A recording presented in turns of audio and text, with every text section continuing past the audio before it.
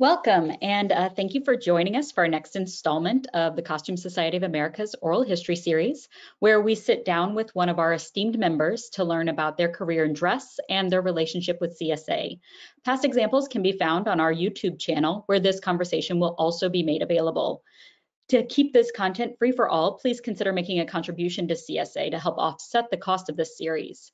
I'm Katie Baker-Jones, and I have the honor of serving as Vice President of Internal Relations. In this installment, we will be hearing from Dr. Patty Hunt-Hurst, who was elected to the 2021 class of Costume Society of America Fellows. She will be interviewed by Dr. Eulanda Sanders. Please allow me now to introduce Dr. Sanders. Dr. Eulanda A. Sanders, the Donna R. Danielson Professor of Textiles and Clothing in Apparel, Merchandising, and Design at Iowa State University, is the Chief Strategist of Innovation and Entrepreneurship for the College of Human Sciences. Her tenure at ISU has been marked by significant leadership roles, including chairing the Department of Apparel Events and Hospitality Management, where she spearheaded the launch of innovative programs and facilities, significantly impacting students and faculty. Dr. Sanders' scholarship focuses on the intersection of technology, culture, and design, leading to 70 exhibited designs and 25 design and research awards. Dr. Sanders has advised 34 graduate students during her career. Beyond academia, she founded Innovation Insights LLC in 2023, offering insights from academia and industry leaders to empower professionals. A commitment to education, innovation, and mentorship marks her career. Welcome, Dr. Sanders. Thank you, Katie, very much for that introduction.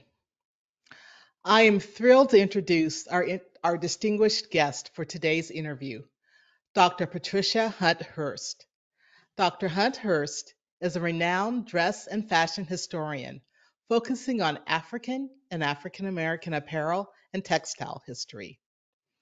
Her illustrious career has been marked by a deep commitment to exploring the nuanced intersections of culture, history, and identity through the lens of fashion and textiles.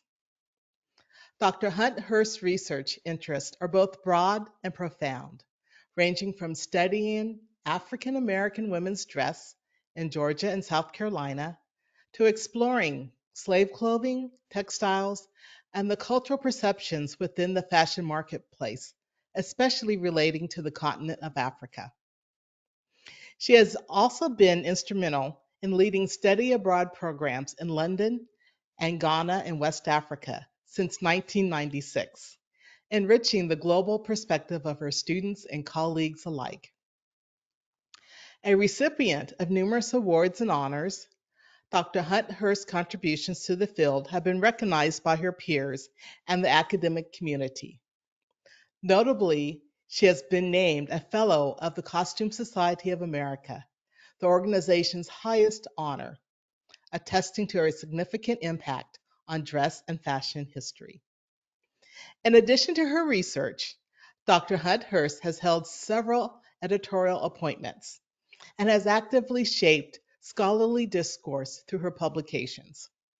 Her current research includes examining women's fashions during the 20th century, focusing on body exposure in college dress, further showcasing her ability to navigate and contribute to complex discussions in the field. Please join me in welcoming Dr. Patricia Hunt-Hurst, a true pioneer and scholar, as we delve into her fascinating journey and the insights she has garnered through her extensive research and academic endeavors. Welcome, Dr. Hunt-Hurst.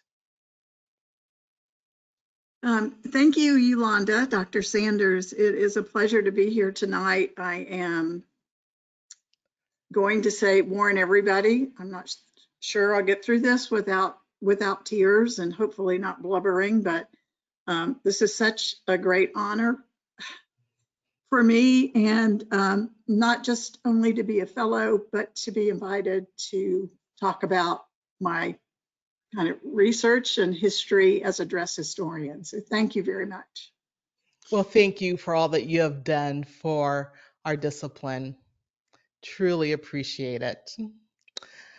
Would you start off by sharing your journey and what led you to become a dress and fashion historian?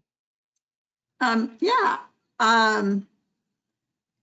I found myself in a theater costume shop as a like my second job out of college, and I was an admissions counselor for a small college in North Georgia.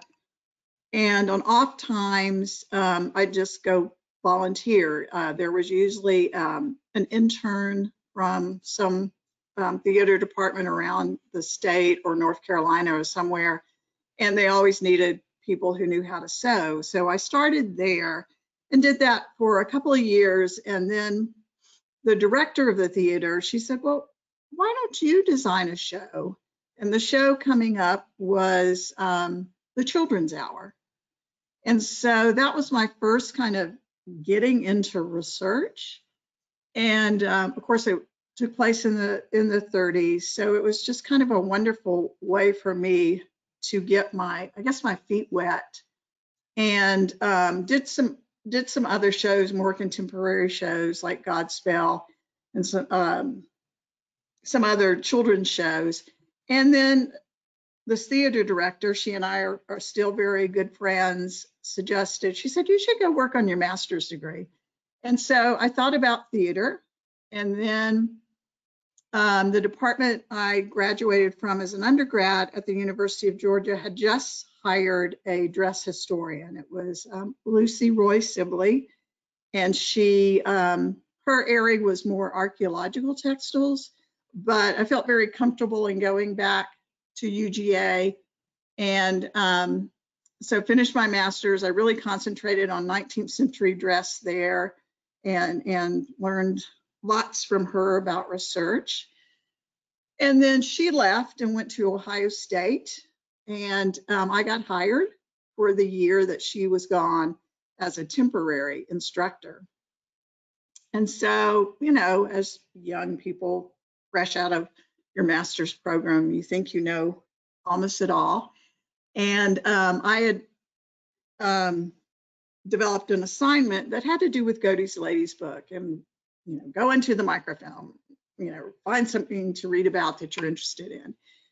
And I think that quarter, I had 3 Black women students in my class. And one of them said, you know, at the end, she did the assignment. She said, but this really doesn't interest me. And I went, you know, you're right. Why would this interest, you know, I guess any of you, but, you know, it has nothing to do with Black women's fashion. So I started trying to find photographs to add, you know, at that time, what year was this? I forget. It was in the 80s. We were using slides and a slide projector or transparencies. So because the process of doing slides took so long, I did transparencies, but, you know, I knew it was still lacking. So Dr. Sibley encouraged me to apply to Ohio State for my PhD. So I did. And when I showed up, she said, do you have a topic in mind? And I said, well, I'd really like to do something about African-American women's dress, because at that time, there was nothing in the textbooks. There was, you know, I know and Black women were doing research that was published probably right before, you know, my dissertation, but it wasn't out there. And so she said, okay, we'll go find you somebody in history, Black studies to work with. And I found a wonderful professor, Dr. Henry Taylor, and he, you know, developed reading courses for me. He served on my committee. And so, you know, I felt like, okay, I'm a white woman, I'm from the South. You know, I felt like, okay, I need to know more. And so that was my, you know, other area of focus was Black studies and African-American history.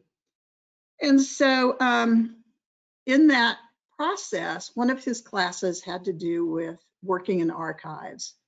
And so, you know, he'd give us assignments, and all of us in the class, I think there were 8 of us, would go different archives. And mine was always focused on African-American.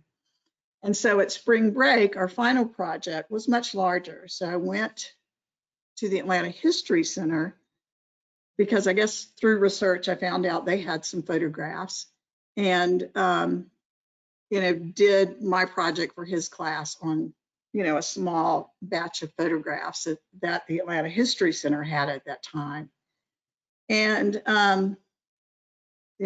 finished my finished that project, went to start working on my dissertation. And because I was going to focus on Georgia, it was before email. So I had to write letters. I went to the library, researched all these different museums and maybe archives for historically Black colleges in the US or in Georgia, and private colleges that might have photographs.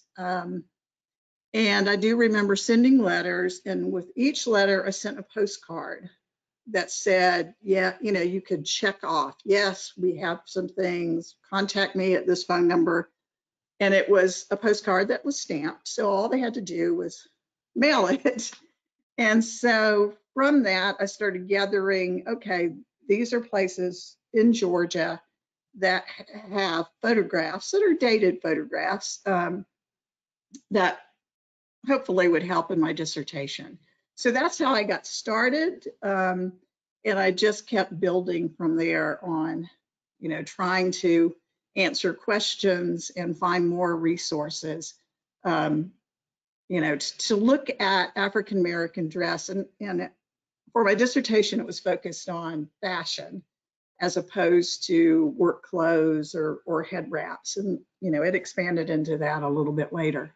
But that's how I got started in it. Wonderful. Thank you. And you've shared a little bit about what drew you to this topic of African American dress in Georgia and South Carolina. Would you expand on that? And how did you feel that meeting your student needs in this area would help you in the future as a faculty member? Oh, probably in the early days, I didn't think about it that way. I just thought about more of, there is a huge gap here when you're teaching a class and you're just showing photographs of wealthy, white men and women.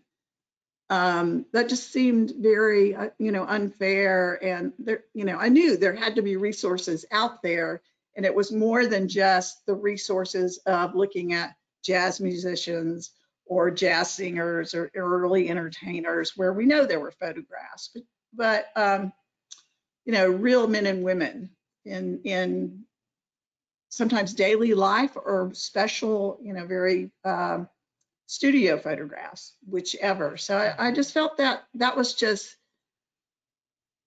not for just the African American students, but also, the white students and the Asian students. And so as, your Asian population grows, you're trying to pull that into focus too, especially in 19th, when you're talking about Western dress. And that was the focus, especially in my most of my early years of teaching. Yeah, yeah. Thank you. And you've mentioned cultural perception some within the marketplace, and you've done work in Africa, especially in Ghana. Uh, how how do you analyze these perceptions in your research of dress? Oh, gee, you know what? I felt like I was always really trained as a descriptive historian as opposed to, I felt like, honestly, that was one of my weakest points, that maybe I didn't analyze enough. And I didn't feel like I had a strong training in the theoretical side. And, I've looked to a lot of other people, scholars like you and others who really have a strength in thinking about, the theory and doing more of an analysis than what I felt like, I guess, where even my heart was. Oh, well, I can tell you my work wouldn't have happened without your work. So thank you for your Oh, work. thank you. What have been some of the challenges and rewards in documenting historic apparel and accessories? Well, I think the challenging part, I think with in the early days, of course, was the process of, you couldn't just email someone. You needed to reach out in different ways. I do remember I had an appointment at the Herndon House on Atlanta University, and we woke up in Northeast Georgia that morning and had ice everywhere. And I went, oh my gosh, and things heat up fast here and it was going to melt. So I called and said, oh, I'm still coming. You still want me there? And just those kind of challenges during that time period. But also finding resources. People don't, we probably all have family photographs that we're going like, who is this person? And so in a lot of cases, like I went to Spelman, I went to Atlanta University, I went to the Herndon home. I did find out that the Georgia State Archives back in 1976 went around Georgia to every county seat, and they had people bring family photographs in. And it's called the Vanishing Georgia Collection. And so there was, and they hadn't cataloged everything. This was probably a little bit over 10 years past. So they were still cataloging. And every time I would show up there, they'd go, oh, yes, but, you've got to look here. And they had, well, okay. So the slide on my right, which maybe everybody's left, it is part of the Georgia Virtual Archives. And so you'd see a photograph and then it would tell you where, like in Georgia, it was where the photograph was taken and any information about, because I was focusing on women, about the woman in the photograph.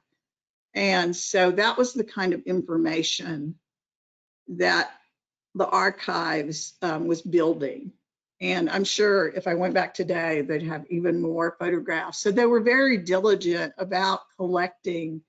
And when I talked to one of the staff, they said in particular, African-American photographs, because I guess they didn't have many and they wanted people photographs, not buildings or landscapes, but people as well. So, that was a challenge. And even looking beyond that to any other primary sources that you had to dig deep for. And sometimes there was nothing there that, you could use.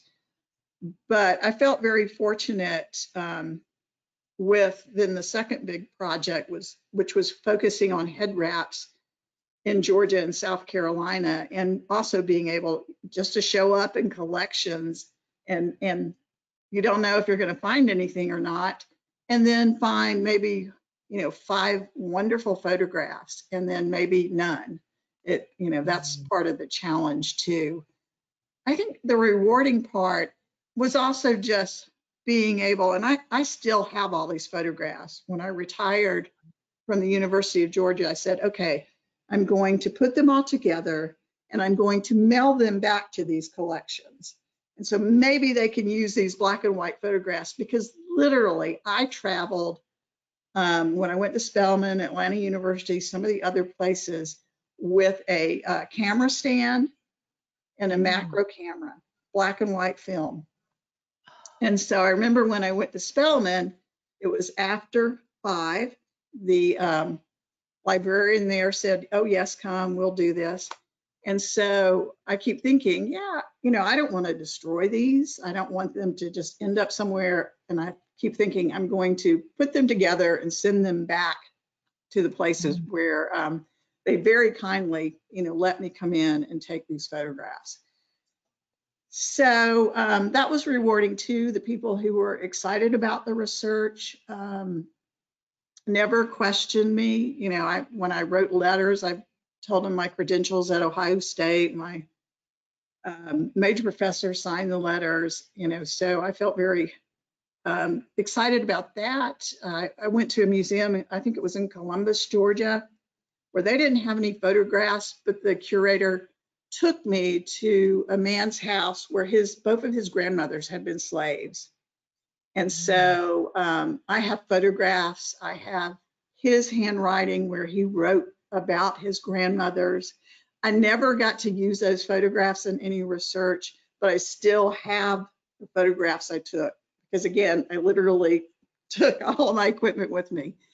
And so rewarding to meet the many people and to be able over the years, and I retired in 2020, and I taught history address kind of on and off after I became an administrator, and to have students just tell me, how important it was to see, Black faces on the screen in the classroom. And, I got very wonderful notes from students over the years. And, so just feel very excited about all of those students that some, went on to do wonderful things in the fashion industry. Others pursued, degrees, master's degrees, or teaching at the college level. So anyway, Yes. right. Hopefully I answered that. Yes, you did. You did. And you talked about primary resources, and you've talked about photographs and that wonderful experience of having the notes and the handwriting and being able to go into someone's space. Would you talk a little bit more about types of primary resources? Because that's always been a challenge with studying African American dress, is to have access to those primary resources. So what other types of primary resources have you worked with or pursued or would suggest? Well, I did do a study that it didn't get published, that looked at city directories, and again, I focused on Atlanta and looking at all the African American businesses, and in the city directories they use C for colored, and would have the businesses listed, and if somebody was a tailor, a seamstress, a tailoress, a clothing renovator, and sometimes there were ads that maybe a successful tailor might have his ad. And then I came across a magazine called the Colored American Magazine, and they had copies of it in the UGA library. And how sometimes you just go in and start pulling books and stuff, and I think that's how I found it.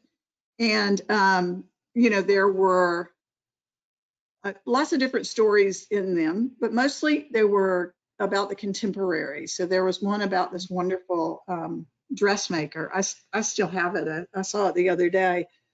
That was known, and it had her sketches of her dresses, and this was about 1901, 1902. And then there would be, if there was a successful tailor, they might include it. And this magazine didn't run very long, I think maybe 5 years at the most. But yeah, just trying to come across those resources. And when I was studying slave clothing and textiles, a lot of times it was, reading all the books published about slavery and trying to look at their sources. And I think maybe it was Eugene Genovese and his Roll Jordan Roll, who might have had some little, pieces about clothing. And so that set me to go, oh my gosh, and I had not looked at fugitive slave notices. Other people did. And there was a collection of articles about African American dress. It was red and white. That was the cover. I can't remember exactly, but I think Patricia Warner had an article in there. I can't remember, maybe North Carolina. Maybe she's looking at clothing and textiles in North Carolina. And then Anita Simpkins, I think, wrote about headwear because that was her dissertation. And so, that I went, okay, I'll focus on Georgia and see what I can find. And so besides, the fugitive slave narratives and the fugitive slave notices in newspapers, and I had a lot of undergrads and grad students who helped me go through those newspapers. I still have the written notes. And then it was also looking at the Raywick collection, where the slaves who were interviewed after slavery, I can't at the moment think of what that was called, but they're volumes that are published. And there are issues with it because most of the interviewers were white. And so, there's controversy to using it, but it also just added something to the history of dress and fashion class, that got into the nitty gritty and the students could read those. I mean, after so many years, it was at Tatora and Eubank first before Marquette became a part of it. They added some things. I think once there was a photograph added of an African-American woman, and a little bit later, some slave information. So it was important to me to provide that, but also just, looking at what other people had researched and go, wow, this would be interesting to do this for Georgia. So, and South Carolina. Yeah. Again, thank you.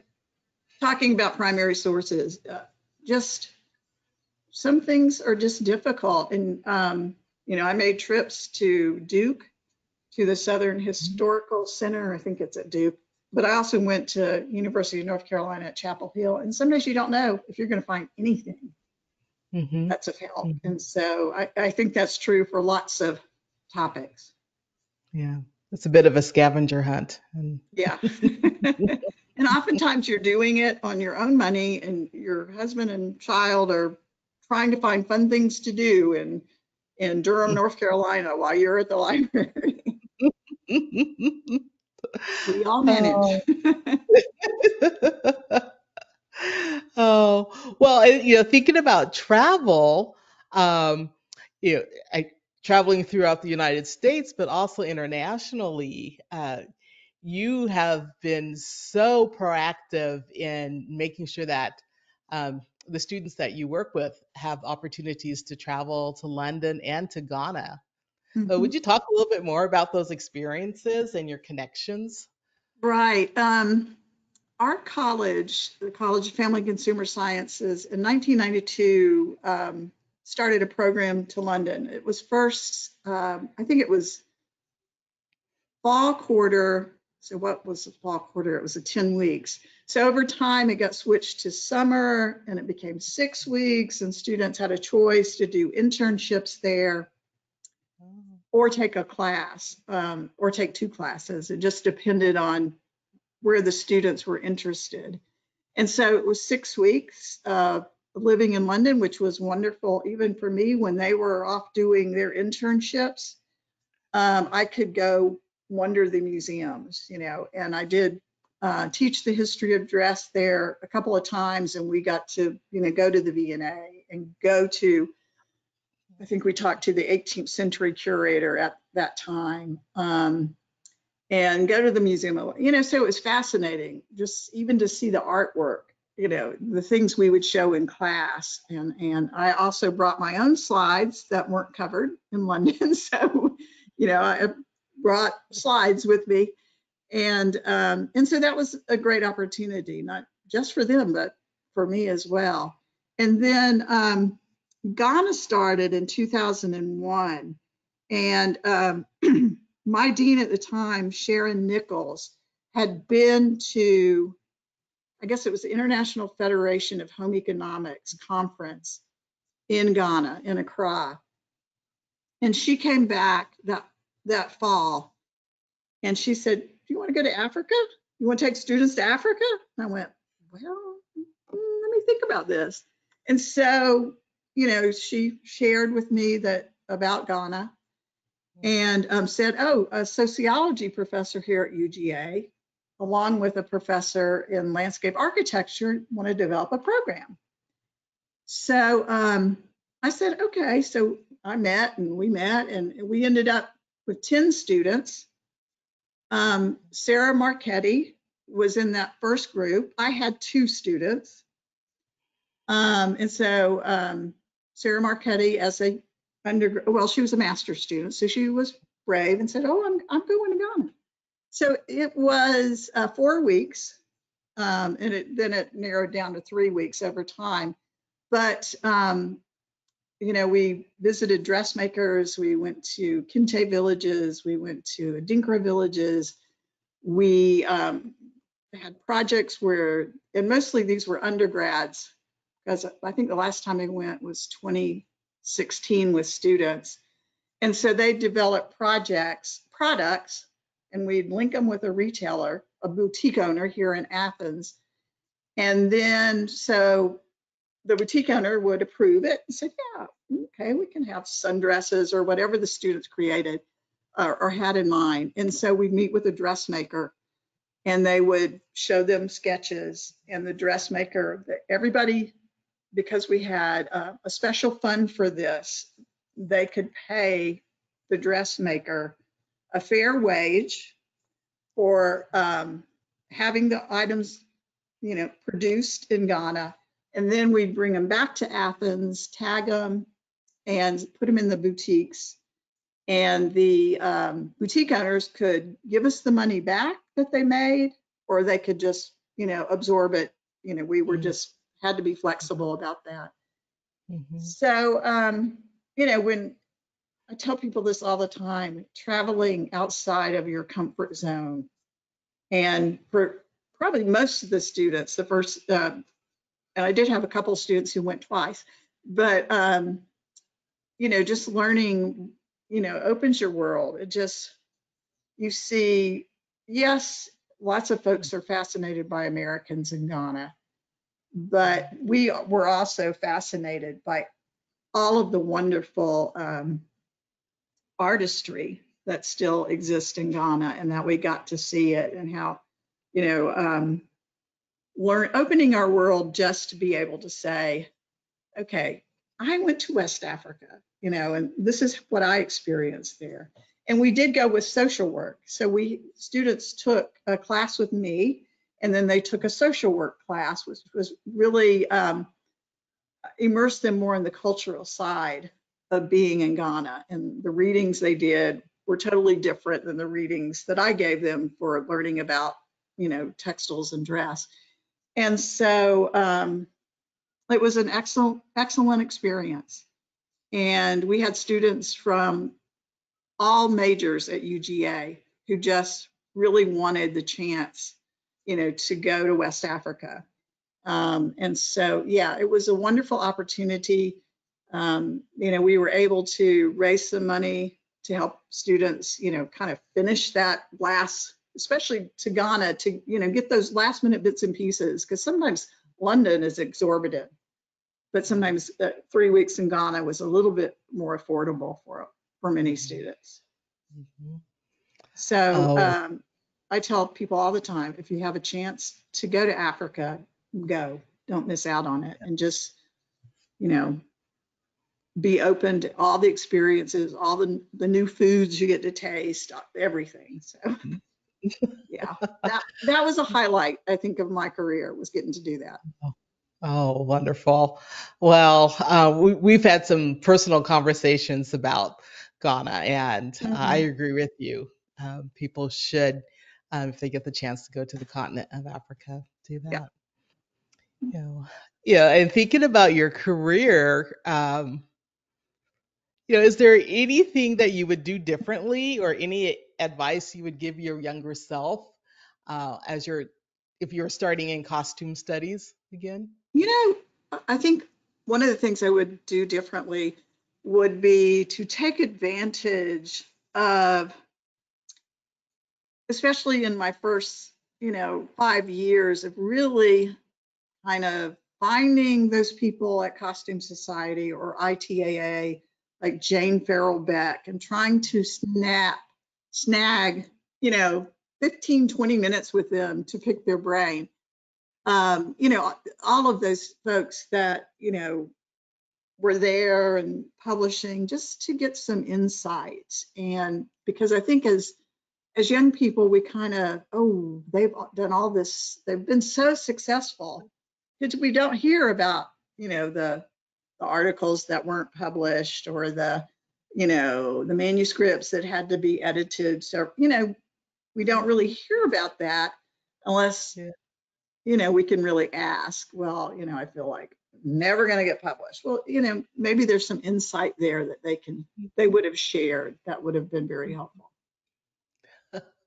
Oh, that's great advice. I know that you are officially retired, but I'm sure you still have projects that you're working on. Are there any projects that you're working on or that you want to pursue still? One of the things when I stopped going to Ghana with students, somebody else would, and I would go the first week, but another faculty member kind of led the group the rest of the time. I started interviewing dressmakers and tailors. And so then COVID happened, and then I retired. So, I haven't done anything with those interviews yet. I would like to, or I'd like to go back and maybe go back to those same men and women and see how things are now. Because one of the things, and I had a colleague who was also working on it with me, we really wanted to see how they were adjusting to change because so much was happening so fast in Ghana as far as, people coming in, trying to keep up with their own, businesses as entrepreneurs and, kind of staying fresh within their own culture. And so I think I'd love to be able to do that again, is to really spend some time there going back to those tailors and dressmakers and then finishing that up.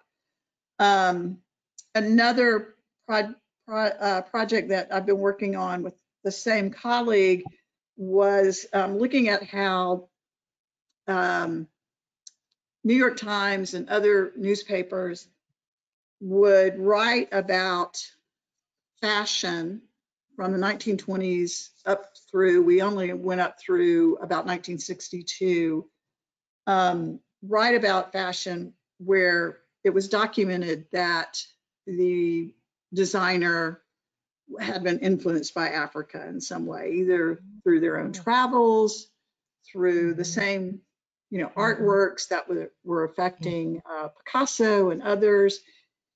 And we just really haven't, found the grab for that. It's, again, for me, it would be very descriptive, but we're also looking at some other,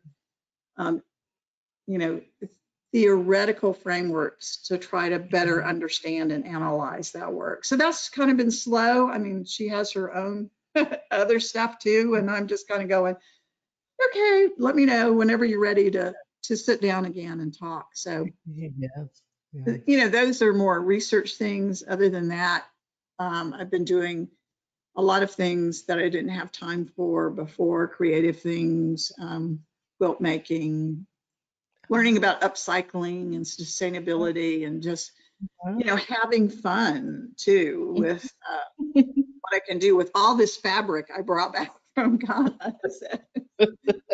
Yes, that's the fun part. I bet you have a wonderful stash of fabric from Ghana. I have lots for sure. I know that you have some other slides, and we want to make sure that we are showing those too. Okay, let's see. Yeah, this was just an example I put up of going to the Herndon home. And Alonzo Herndon was a wealthy African-American businessman in Atlanta. And his home is on the Atlanta University campus. And this is just the letter showing a picture of, I think this was his second wife and her in her wedding dress, but just showing the letter, documenting, okay, these are the photographs, I took, and this is the letter, giving me permission to use it in an article. And so kind of just the old-fashioned way we had to do things. And I'm sure Herndon probably has everything much like many other places where, you can see things online as opposed to having to go and take your own photographs. So yeah, I just wanted to include some of those. Like I said, I have them all still, and That's amazing. once I get motivated, I will send them back to all of their original homes. That's excellent. Oh, and I think you have another slide too. Oh, Let's see what that. oh Oh, yeah, yeah. just some other examples from Spelman, the Atlanta University, and I believe the one on the right came from our archives in Georgia. A woman on Sapelo, I think it was Sapelo Island, or one of the islands off the Georgia coast, and those all appeared. I think they all appeared in one of my articles. Just the richness. I mentioned earlier about my professor at Ohio State who was a historian. And one of the outstanding things that he said to me that probably made me cry at the time was he said, "I'll never think about clothing in the same way again since I've had you in class." I went, Excellent. "Well, good, thank you." He said, just the things you wouldn't think about. He was originally trained as an audiologist and then decided he wanted to be a historian. So he said, "Yeah, I'll never think about how I dress, how other people dress in the same way as before." So it was really great to have worked with him. Oh, that's the lovely thing about academia is that we, in all parts of life, we get to learn. Yeah, So, very much so. I want to make. Oops, sorry. Go ahead. No, I was just going to agree with you. I'm agreeing. Well, I want to talk about you becoming a fellow of the Costume Society of America, and you know, this represents the highest honor of the organization. And um, what does this mean to you personally and professionally in regards to your journey as a dress and fashion historian? Well, I was definitely surprised when I think it was maybe Sarah Marchetti who reached out to me about it. And oh, yes, yeah, I want to be considered. But yeah, knowing all the folks who came before me and also those after me, it was quite a wonderful award, the best I could have received, and the best,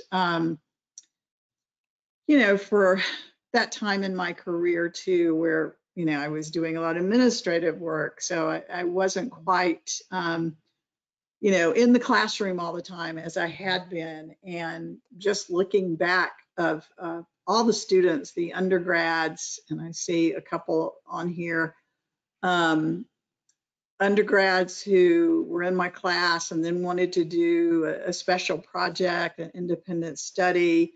And I go, yeah, so exciting. And many of them, did present their research at Costume Society regional meetings. And, so it just felt like, oh, all this wonderful work that we get to do in academia to, mentor undergrads and mentor grad students. And then your peers want to, honor you with being a fellow in Costume Society. It was, just very unexpected and made me very proud. And I have to, like I said, give thanks back to all the students who let me mentor them along the way, all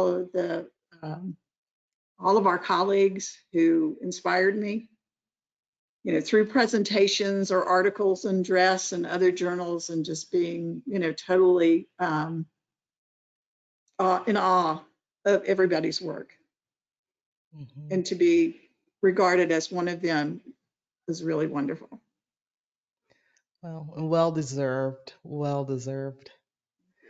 Well, before we open it up to other questions, I have one more question that I want to ask you, and it's how do you hope your contributions to costume studies will be remembered or utilized by future generations?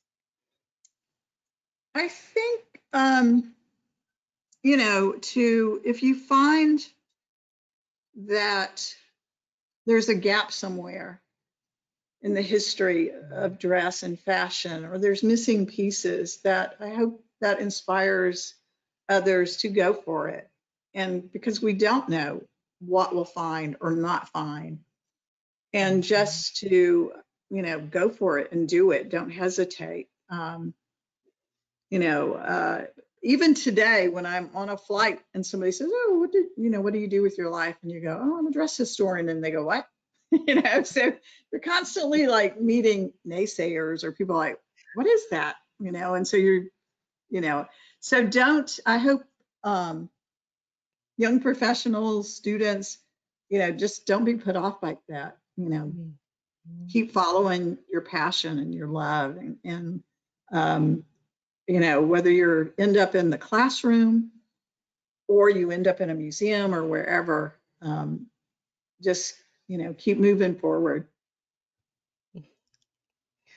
Well, you're a great example of following what you love and doing that. So Thank you. thank you. Uh, well, we do have a question about your time in Ghana and what did you learn about textiles while you're in Ghana and that related to historical research? Hmm. You know, I what I learned about textiles. Well, I didn't know a lot. I mean, I think everybody has heard of kente and knows a little bit about it.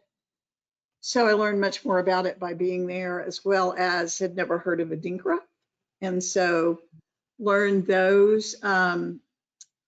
I think there's still now, and I've heard, oh, Ghana's been overdone. Everybody studies Ghana, but there still seems to be information missing there. Like somebody once told me that families had trunks of old fabrics. Well, every Ghanaian I met that I asked that of, no, so I think there's much still to be done there. And we always visited, W.E.B. Du Bois retired to Ghana.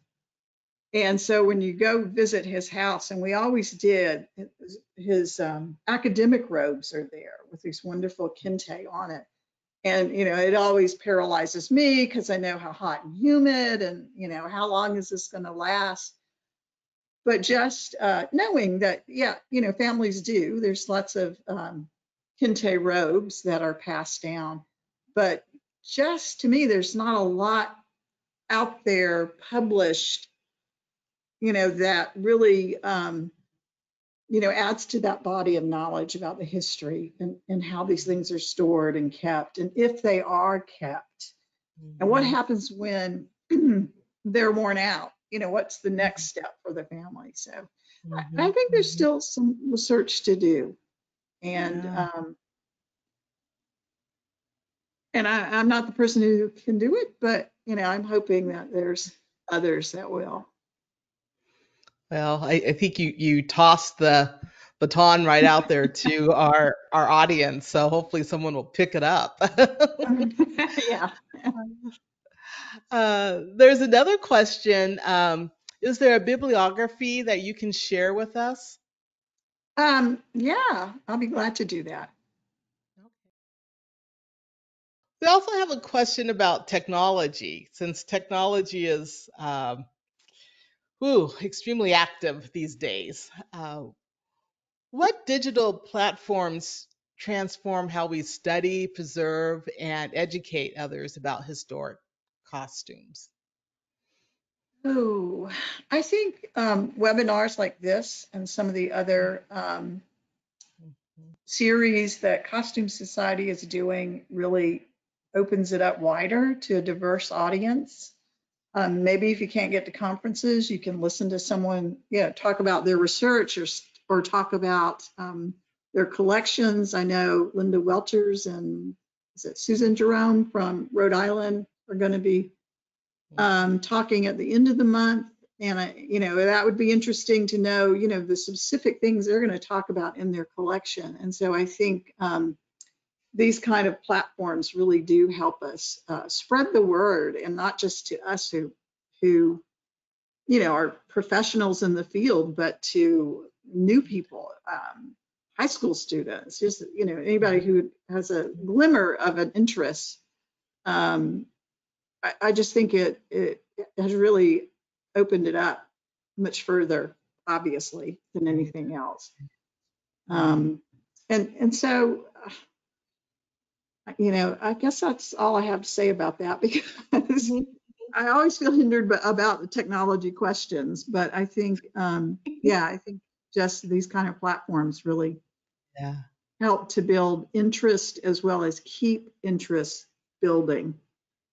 And that's important. Yeah. Great information there, and ideas with that.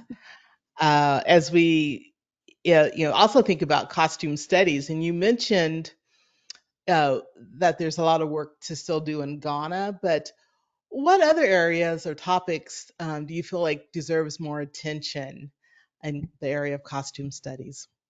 I think,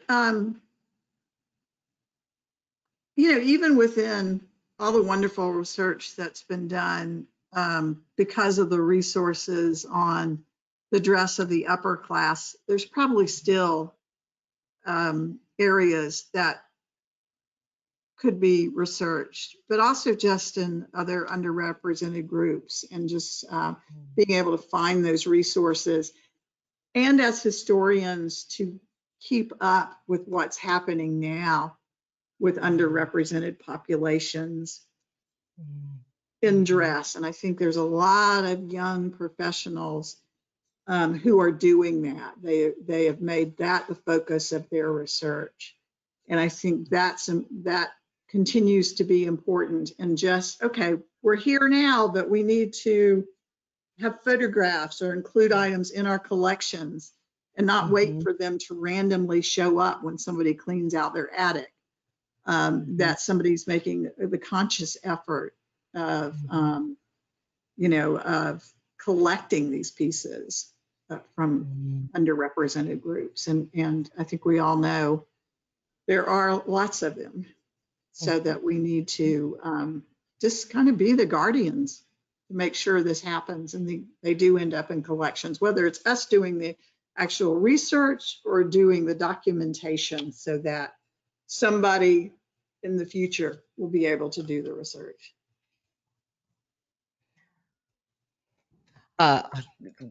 Great call to action for our audience on that. So thank you so much. Also, thinking about, the Costume Society of America, what can our organization do to continue to contribute to preservation and appreciation of costume heritage globally, and also underrepresented groups?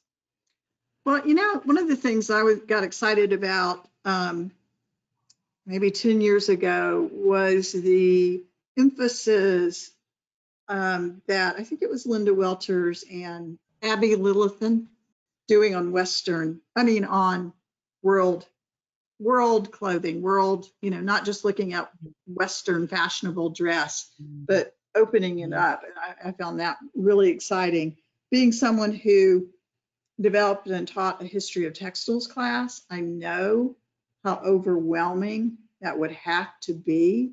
And so I did request a copy of their syllabus, and I know they're building on it, and others have, there's probably much more information out there today than there was early on. But so that, I think that's an excellent direction that needs to continue to grow, because even when we study Western dress and use Totora and Marchetti's book, we're always infused with, oh, this element came out of Japan, this, so we know we're talking about it to some degree, although we're not focused on, world costume so much.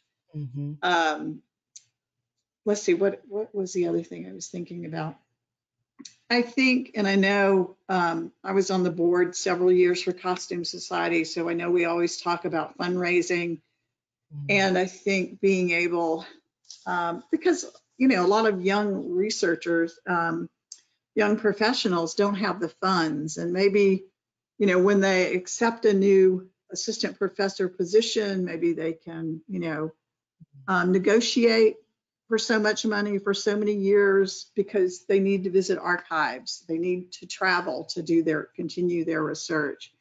And, I think sometimes we could do a better job as academics in helping those students see that when you get a job offer, try to negotiate this, suggest this. You want me, I want to be there, but I think sometimes we provide mentoring in some ways, but not others, and that would be helpful. And maybe that's changed. I hope to be in Washington in May for Costume Society, but more of thinking about how do we better prepare these young professionals when there is money involved in traveling. I mean, a lot of places you can get online now and look at their archives, but sometimes it's still good to get in there and touch things. Mm-hmm. And so I was again thinking about this earlier about also so fundraising, certainly learning about better options for how we approach research, so that maybe it doesn't take a lot of money to go somewhere, and how do we do that? I know we learn a lot within our own doctoral or graduate programs, but there's probably just amongst everybody who's in Costume Society, all the diverse experiences we've had, maybe focusing on those kinds of things as well at conferences, to educate, mentor in other ways. Mm-hmm. Oh, wonderful. Thank you so much for all of your insights and in just sharing your knowledge and your work with all of us. As we wrap up, is there anything that you would like to share with our audience? Just, I guess, again, for all the folks out there, I know many of us do take advantage of the opportunities that come across our desk as faculty members, and we think, oh, one more thing to do. I could have easily said no to Ghana, but I just couldn't. I just had to go yes to that, and did it for many years, and then somebody else came in and did it, and so but I never, I was so glad I took those opportunities. And I think sometimes we think, oh, I can't do one more thing, but sometimes we just need to say yes to one more thing. Yeah. Thank you. You're welcome. Thank you, everyone. Thank you for having me. Thank you for being here. Thank you so much to everyone who joined us this evening. I will remind you that we do run these programs with the support of our generous donors. So if you've enjoyed the content tonight or any of our digital content, we do encourage you to consider making a donation. And thank you so much, Dr. Sanders and Dr. Hunt-Hurst, for joining us this evening for this great conversation. Thank you so much.